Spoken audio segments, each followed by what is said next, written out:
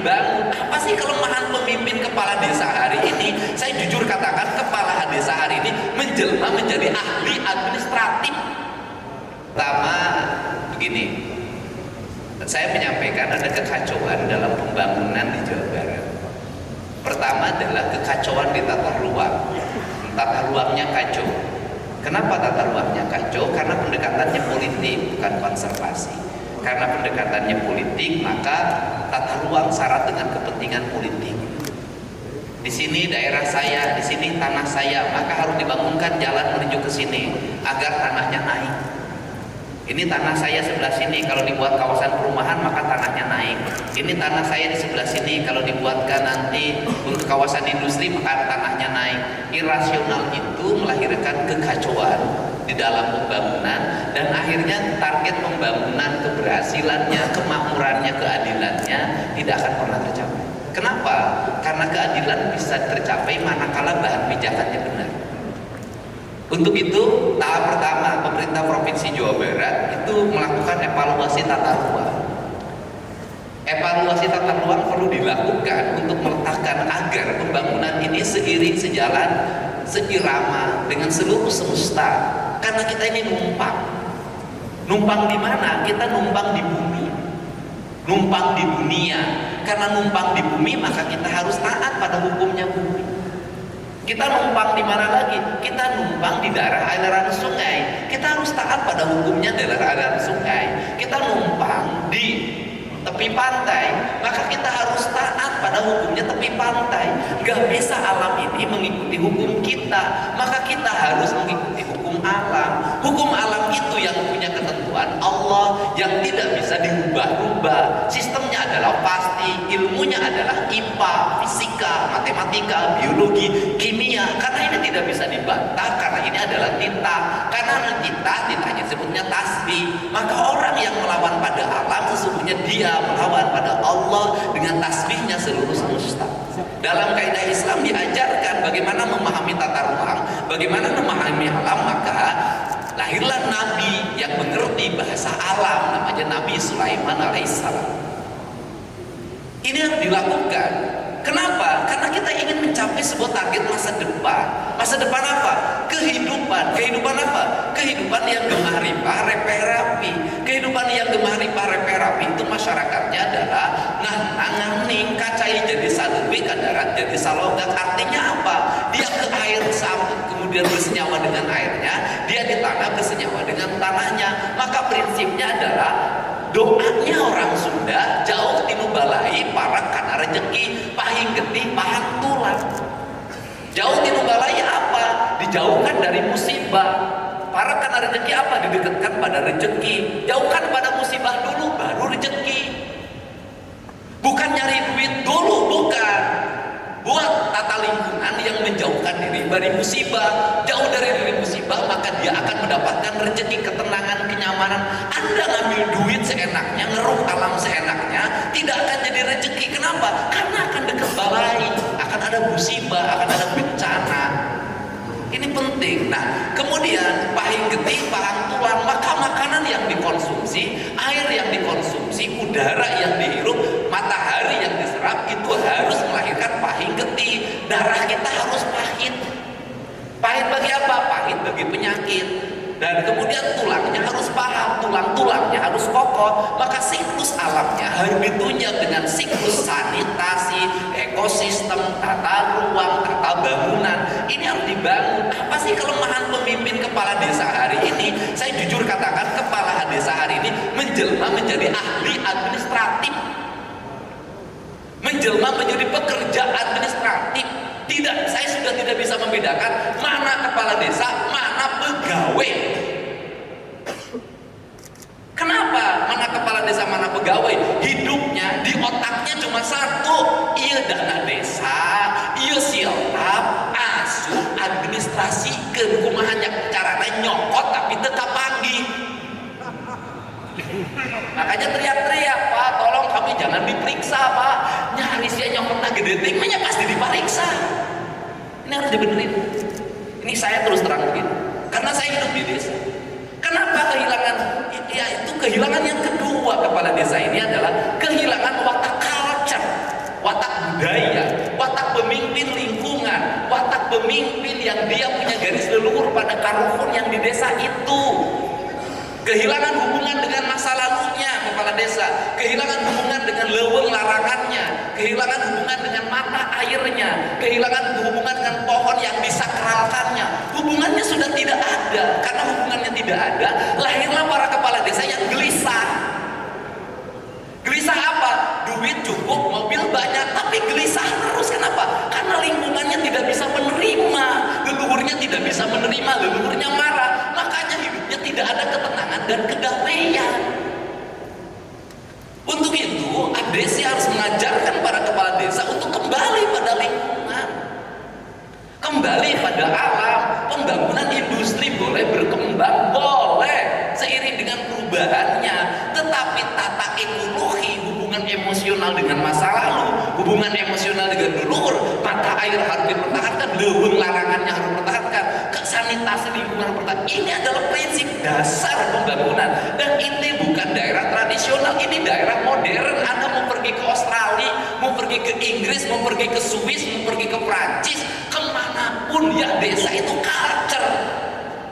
Mau pergi ke Jepang ya culture, budaya, lingkungan. Cuman bedanya budaya mereka sudah dibuat dalam undang-undang yang kuat. Kita undangnya rubah tiap tahun, tiap waktu seiring dengan kepentingan para pengambil keputusan di undang-undang itu. Nah, makanya saya mengajak pada sekarang kepala desa Bantingun, saya tinggal di desa kok. Ngerti? Mati kutu kepala desa nggak punya inisiatif. Ngurus sampah aja nggak bisa, sapu aja nggak bisa. Aparat desa hari ini dari mulai sekdes, kemudian para kaum semuanya nyaris nggak pernah turun ke lapangan, nggak pernah ke sawah, nggak pernah periksa lingkungan, sibuk di administratif, ngeberesin siltap, ngeberesin dana desa, sibuk semuanya. Sehingga apa bedanya desa dengan kelurahan? Nah, untuk itu perubahan ini harus dibuat. Maka saya hari ini kerjasama dengan ITB. Saya harapkan ke depan nanti ada dari ITB, dari UI, dari Unpad akan saya bagi itu menjadi konsultan di setiap kecamatan, satu kecamatan satu konsultan. Konsultannya apa? Saya ingin tata ruang desanya. Saya ingin ada marketnya, pembangunan desa. Orang mau bikin kawasan perumahan elit, semuanya ada marketnya.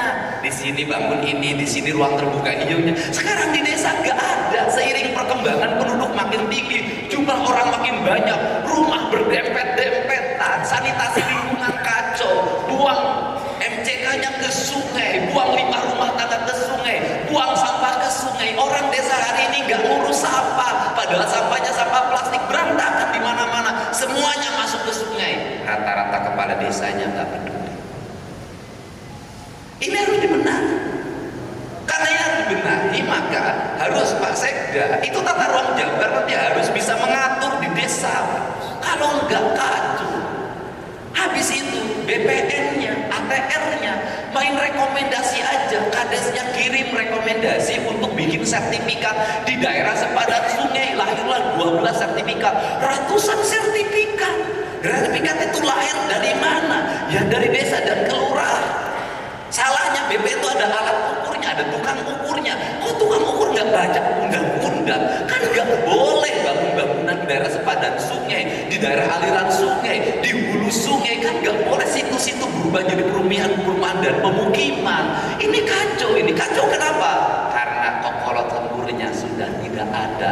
Tokoh-tokoh di desa yang ngerti kebudayaan, ngerti lingkungan, hari ini tidak ada. Regenerasi di kampung-kampung sibuk banyak sekali tokoh-tokoh organisasi dan orang-orang pintar, tapi nyaris tidak bisa mengurus desanya. Sibuknya di mana? Laporin dana desa, laporin siltop, ini laporin.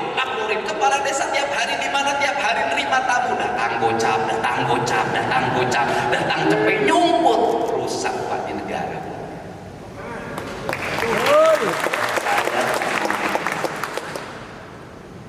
Anda tahu, ribut orang banjir di Bekasi, ribut orang banjir di kota Bekasi, ribut orang banjir di Bogor. Berapa rumah yang hari ini sudah bersertifikat harus dibebaskan? Kalau ingin dinormalisasi nilainya berapa? 8 triliun. Gak bisa. Duit dari mana? Saya hanya sanggup untuk tahap pertama 300 miliar dulu. Iuran antara Kota Bekasi, Kabupaten Bekasi dengan Pemda. Itu pun karena hari ini gubernurnya berani. Dulu nggak ada yang berani. Tapi kita ngomong banjir sampai kiamat nggak akan bisa beres. Ada demo masyarakat di Bojong Kulur, Bogor, nantang KDM untuk memberesin Kali Cilengsi dan Cisarua dan Kali Cikeas.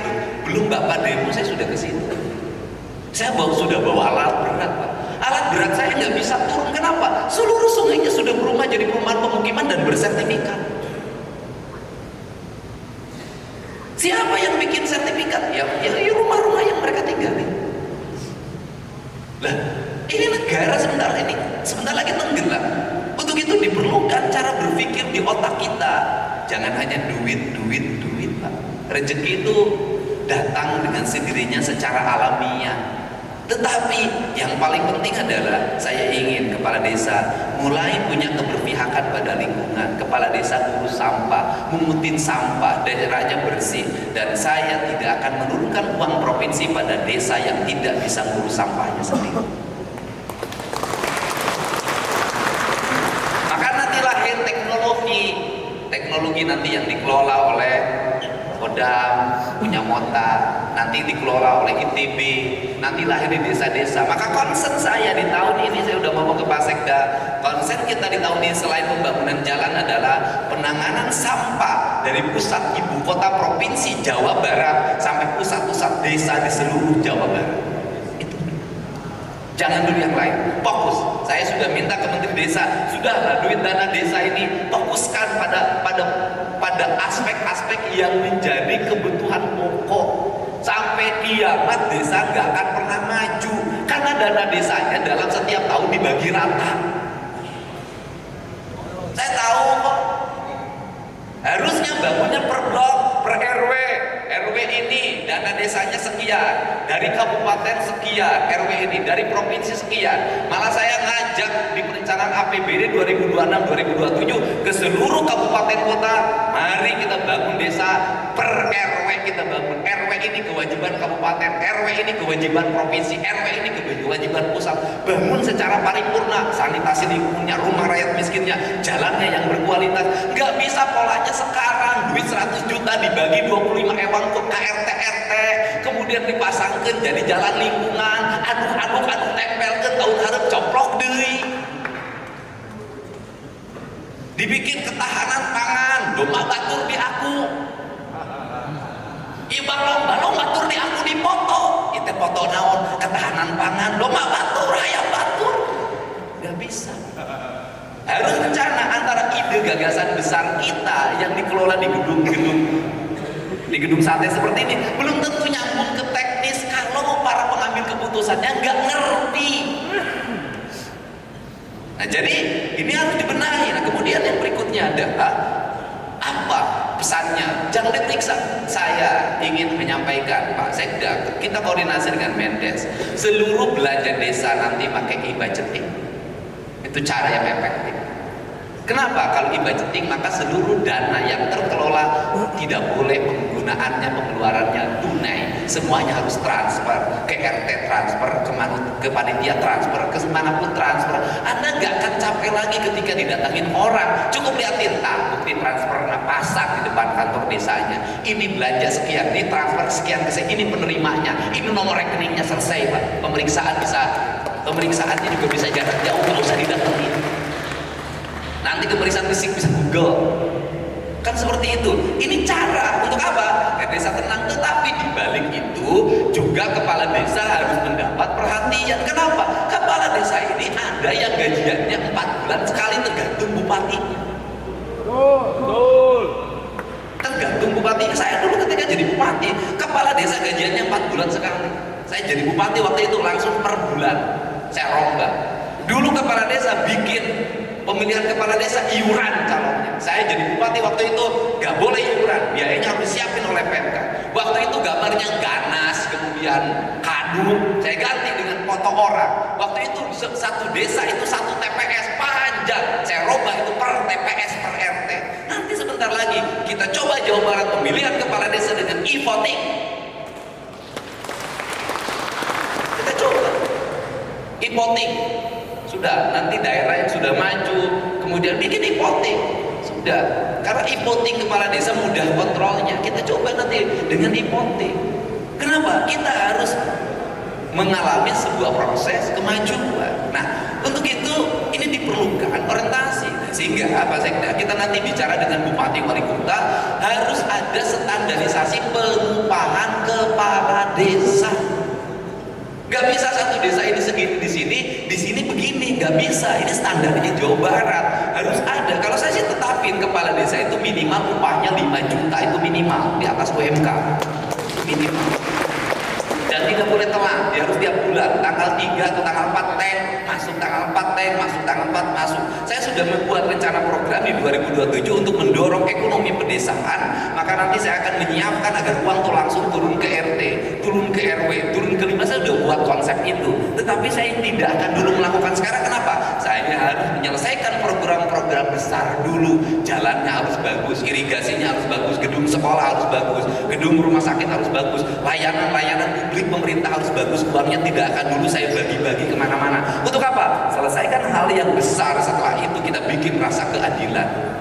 Ini cara. Nah, untuk itu saya menginginkan kepada kepala desa ini, sahabat saya, teman saya, selama ini selalu setia pada saya, terutama Abdesi, dan saya juga harus juga memiliki rasa cinta pada kepala desa untuk meningkatkan kesejahteraan aparaturnya, dan kemudian juga rasa cinta untuk tidak bagi kepala desa terjerat oleh kasus hukum. Nah, bagaimana caranya agar kepala desa tidak terjerat kasus hukum? Gampang, karena desa itu kan kecil. Nanti kita bikin MOU saja dengan Pak Kapolda, dengan Pak Kajati. MOU-nya apa? Pemeriksaan kepala desa dilakukan setelah ada hasil kerugian negara yang diaudit oleh BPK, BPKP. Betul. Nanti bisa kerjasama dengan BPKP. Jadi audit dulu, ada kerugian negara, baru diperiksa. Ya kan? Ini yang akan saya usulkan khusus kepala desa. Kenapa? Anggarannya juga kecil. Anggarannya kecil. Nanti diperiksa. Jadi setelah jadi orang boleh Anda dilaporin oleh lawan politik Anda, oleh berbagai kelompok masyarakat yang tidak suka pada Anda, tapi kalau laporan itu tidak dilampirkan kerugian negara, maka laporan itu tidak bisa diproses. Maka saya akan membuat audit kerugian, audit rutin, yaitu audit dibuat dalam setahun 2 kali. Untuk setiap 6 bulan sekali dilakukan audit. Untuk apa? Agar bisa dikoreksi sejak awal. Kemudian kalau dalam koreksi itu harus dikembalikan kerugian negara, ya kembalikan. Ya kalau bandel baru penyidik boleh masuk. Ini cara. Untuk apa? Tidak melahirkan rasa cemas.